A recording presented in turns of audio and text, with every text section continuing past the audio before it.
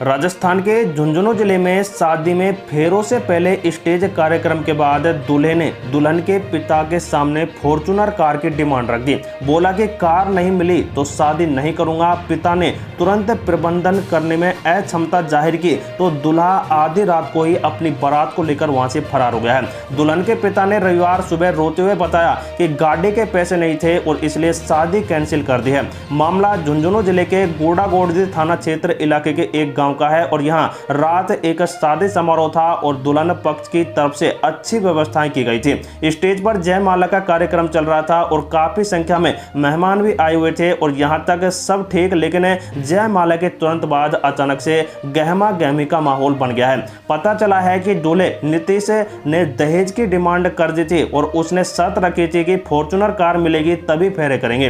पहले तो लगा कि नीतीश मजाक कर रहा है, लेकिन वह कार्यक्रम छोड़कर कमरे में जा बैठा और लोगों ने उसे समझाने की कोशिश की, लेकिन वह टस से मस नहीं हुआ है और अपनी जिद पर अड़ा रहा। दुल्हन के पिता बताते हैं कि 3 महीने पहले पाटन नीमका थाना निवासी रमेश के बेटे नीतीश के साथ ही बेटी की सगाई कर दी थी और शादी की बात पक्की थी, लेकिन तभी यह लेन देन के खर्च वगैरह की यहाँ पर बात नहीं हुई थी। लेकिन दूल्हा पक्ष बारात लेकर आया है तो उन्होंने इस कार की यहाँ पर डिमांड कर दी है और स्टेज कार्यक्रम के बाद बहुत ही बड़ा ये अपडेट आया।